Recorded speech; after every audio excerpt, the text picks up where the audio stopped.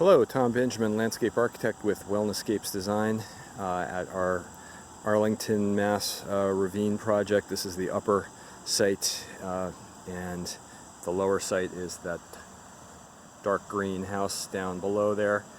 This is our upper property. These are two neighboring properties that we worked on, kind of in tandem. This is the upper property, which is very sunny, very hot, dry. We're up on the very tippy top. It's about 35 to 40 feet higher than the low point on this very small, suburban parcel.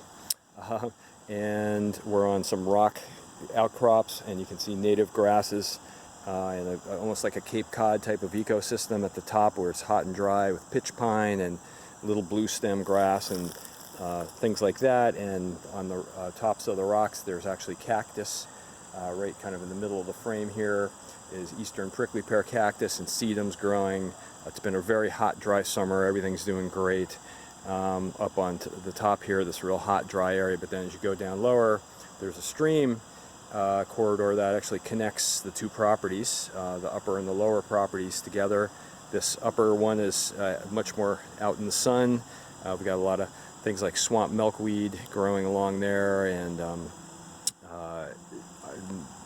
blue flag iris, things like that. And then the slope up to the patio next to our client's house there, right up against that back wall. That slope is has a lot of New England asters, and then more native shrubs toward the bottom, some evergreens right near this restful sitting swing structure, swing arbor.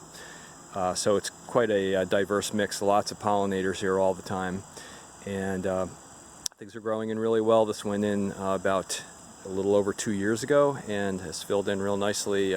Particularly excited about the upper area here that's extremely dry, hot and dry. It's really inhospitable conditions for growing vegetation, but things are doing really well.